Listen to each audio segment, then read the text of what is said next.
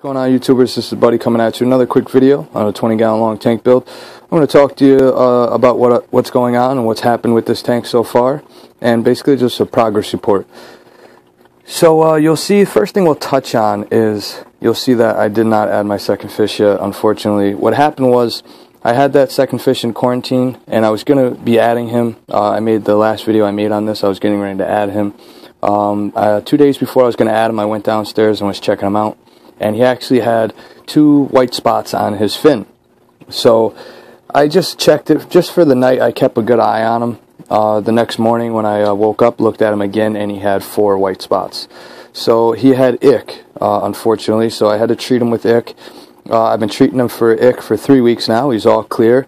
He looks really healthy, looks good. I'm going to keep him in quarantine for another 2 weeks just to be sure. I was quite surprised that he had ick to begin with. I did give him a fish bath, I did treat him for ick for a week, same thing I do with all my fish, even though a week of ick treatment is not enough to kill any kind of parasite, treat your fish effectively for a parasite, but he didn't have ick, and it was just something I always do. But anyways, he ended up with ick, so I didn't want to add him yet, and you'll see this is why I don't have any other fish in here yet, because I didn't want to buy any fish and add them to my quarantine tank and put them in quarantine when I have a fish in there that I'm treating for ick. So I got set back a little bit, and unfortunately I'm still staring at a tank with 1 fish in it because of that simple fact that my clownfish, my other black onyx clownfish, had ick, caught ick while he was in quarantine. But he's all good now, and like I said, I'll be adding him probably another 2 weeks. Just want to monitor him and make sure he's all set before I add him to this display tank. So the second order of business I wanted to talk about was I had a temperature spike in this tank. And basically what happened was I started doing this tank right before spring. And we were hitting the time of weather in my area where some days were 50, the next day would be 80. Day to day the temperature was definitely jumping up and changing quite rapidly. So one day I didn't check, I left for work, I didn't check the weather, I had no idea what it was going to be that day, I just didn't check. And the upstairs of my house does run warmer. Now, mind you, I'm keeping this tank at 76 degrees. Well, that day we had a scorching, like 83-degree day. It was so hot out that day. And by the time I came home from work, this tank was about, I think it was 84 degrees in here, 84 or 85 degrees. So it was quite high. I was surprised that anything lived at all. I lost 2 frags and 2 other, my fungia plate and a pineapple favia are downstairs in a big tank. The fungia plate is fully recovered, looks great, looks better now than it has ever looked. The pineapple favia, or the watermelon favia, half of it is dead. The other half looks good. It's coming back, looks really good, but half of it's dead, so pretty much a big setback. I lost 2 SPS frags. This one here I have not taken out of the tank yet. You'll see him right there, and I had 1 right there. I just have to pull that one out. I just haven't bothered doing it. So that really sucks, and that's why a lot of people say smaller tanks are harder, and the reason why they say that is because they're more prone to fluctuation, especially with temperature fluctuation, things like that, and the reason why is because of small water volume. The smaller the water volume, you're more prone to fluctuations. You don't have as much water to act as a buffer. So it is what it is, completely my fault. I should have been more prepared for the fluctuating temperature in my area with the days, 50 one day, 80 the next, day to day it was jumping up, and I should have been more prepared and I wasn't, and that's completely my fault. So that's another reason why you're not seeing a ton of corals in here yet, because I had that little spike and I just wanted to let everything just settle down and let the tank get stable and just give it a chance just to stabilize, and that was about it. So I haven't added anything new besides the anemone here. This anemone is beautiful, green with purple tips, very beautiful. I feed this anemone, I've had this anemone in here for about a month now. I feed it about twice a week. Sometimes I feed it 3 times a week if I'm available to feed it that much. I feed my anemones very small particles of food. I don't feed big particles of food or big pieces of food like silver sides or anything like that. And if I did feed this anemone silver sides, which I do feed it silver sides, but I always cut the tail and heads off, and I cut that silver side up into smaller pieces, really small pieces. probably the half the size of my pinky nail, and that's about the size particle of food I feed it. And I'll even feed it brine shrimp and other things like that. Mussels, I feed it mussels, krill, and I always chop them up into small pieces. I feel like the smaller I mean, if you have a large anemone, this is large anemone is completely different. But this one's about the size of my fist. So I feel like the smaller particles of food, the anemones are they find it much easier to digest them. A lot of times people will feed their anemone large pieces of food, like silversides, and find out that later on that night, this anemone has puked up the silverside, and your cleanup crew has made short work of it. So by morning, the silverside is gone, and the anemone starts to wither away over the months, and they don't know why. Well, a lot of times it's a nutritional issue due to the fact that the large particles of food, the anemone can't break it down, and they'll puke it back up. Even though you'll watch the anemone consume it, you think he ate it, but in the middle of the night, they a lot of times puke it back up. Now, this also depends on the size of your anemone. If you have a large anemone, this is completely different. But I just, me personally, I find that the anemone uses less energy to consume and break down the food when you feed them smaller particles of food, and you can feed them more often. If you feed them large particles of food, once a week would be sufficient. You want to give that anemone a few days to break down that food.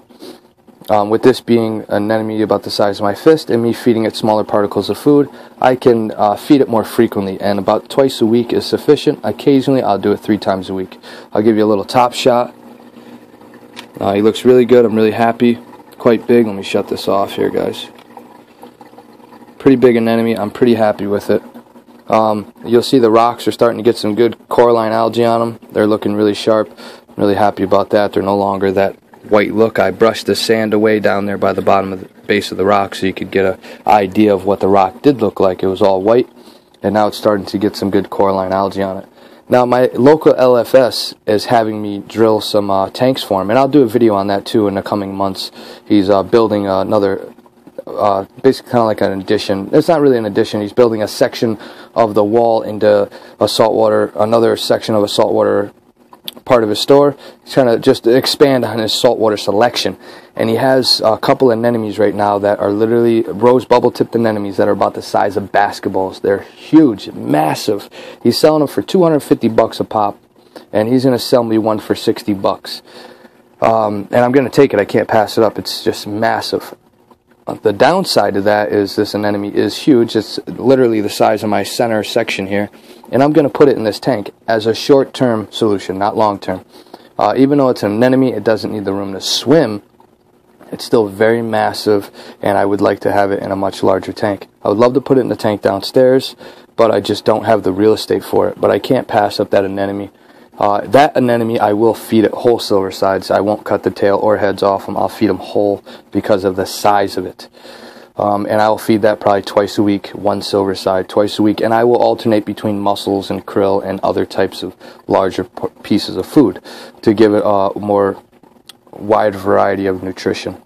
But that'll be a temporary temporary solution. I'm definitely going to be getting a bigger tank. I'm probably going to upgrade the tank downstairs, but I just cannot pass up that anemone for $60. I just have to take it, and I will dedicate one half of the tank to that anemone until I come up with or until I upgrade to a bigger aquarium. So that's pretty much it as far as that goes. I can't pass it up. I have to get it. Another thing I wanted to touch on is this light fixture here. I thought about getting just basically upgrading to, or not upgrading, just switching out and getting a new light. I'm really happy with the light as far as coral growth and coloration. The only thing I'm not happy about is that I don't get that blue look that I want, that real pop from the blue light in the early morning and late afternoon. So what I decided to do, because I really am happy with the shimmer I get from this light fixture, I'm happy with everything that I'm getting from, as far as coral growth and coloration. I am happy with the light fixture. What I'm going to do is I'm going to build a floating canopy on this, a floating canopy, and I'm going to put 2 T5, just single T5 bulbs inside the floating canopy, just as a little extra pop. And what I'm going to do is probably run either 2 460 Arctic Blues in there just as a little extra pop, or 1 Purple Plus and 1 Coral Plus, something like that, just to give the corals that extra pop in the morning, early mornings and late afternoon or late evening hours of just so I can, I like to enjoy the corals under that bluer pop, and I'm not getting it out of this light fixture, so that kind of bums me out a little bit. So this is another coral that I almost lost due to the temperature spike, which is starting to come back. Thank God. I would have been really bummed out. It's a beautiful piece when it's full, when it's grown out. It's basically just a purple tip acro, very pretty. And I have the mother colony downstairs in a big tank, and I would have been bummed out if it died, even though I could have fragged another one. But anytime I lose a coral, it really sucks. This blue tip acro, the tips started to die off, but the coral has made a full recovery, and it's looking really good. Great polyp extension. A quick update on the red bugs. This tank is red bug free. The treatment did work, and I did repeat that treatment. 2 weeks later, I repeated it again, and so this tank is red bug free. Pretty happy about that. One other thing I'll touch on really quick is I am going to upgrade the protein skimmer on this aquarium due to one reason. I want to have 4 small fish in here, a pair of clownfish, maybe a purple or fire, maybe a fire goby or a purple goby, and maybe a longmore blenny or something like that. I want to have 4 fish. I want to have some movement. After staring at this tank with 1 fish in there, I just can't. 2 fish just ain't going to be enough. So I'm going to upgrade to a larger protein skimmer, something rated for about 40 gallons of water. And I'm waiting. I haven't had the time to order my phosphate reactor, so right now I'm just running a hang-on back filter. You'll see it right there. It just has carbon and GFO in it. And this is something that I could probably run permanently. It's just not a good look. So I'm definitely going to put a reactor on here. That other setup that I showed you guys was just another way you could run it. I just didn't want to have the hoses running all over the place. I want a much cleaner look. So I'm going to put a reactor, carbon and phosphate reactor right there, and I'm going to put my protein skimmer right there, hang on back protein skimmer. I'll have 2 reactors hanging off that side, or 1 hanging that side and 1 hanging on that side, and then the refugium in the middle. And I think that's going to be a nice, cool look. And I still have to upgrade the light for the refugium just because I want it for aesthetics, just something that looks nicer. So that's about it, guys. I mean, the tank's coming along really good, and that's some nori. If you're just curious to know what that is, that's some nori. I find that my clownfish like it as well, plus my cleanup crew, so it's just a little extra treat. I feed it to all the fish in the big tank downstairs just as a little extra treat. The clownfish kind of picked off what he wanted. He seems to be content now. I'll let the cleanup crew pick on it for a little bit longer, and then I'll take it out, and whatever's left, I'll either disregard, just throw it away, or maybe just throw it in the big tank downstairs. Alright, so I'll run downstairs and show you a quick shot of the fungia, the purple fungia plate, and just show you that how well it's recovered. It looks better now than it ever has. So I'm going to pause the video, run downstairs, and just show you that really quick. Alright guys, so hold on 1 second, I'll be right back. Alright guys, so I figure you can just take the journey with me. Don't mind my house, a little messy right now. So hold on, we're going to run over there really quick. Alright, so we're going. Ooh, hold on, there's a bathroom, you don't want to see that. Alright, so let's see if I can get a shot. There he is, he's looking, come back really nice. He looks absolutely beautiful. It's hard to get a full look under the blue lights, but he looks great. So I'm really happy about that. Looks absolutely beautiful. I just got done maintenance in this tank, so it's a little cloudy right now, so you can't get a full shot, but it's a little cloudy right now. I just got done doing a little cleaning in there. So, but this tank's doing really good. I'm really happy about that. Alright guys, so this is Buddy signing out. I hope you enjoyed the update on the 20 gallon long. Alright, happy reefing guys. Please like and subscribe.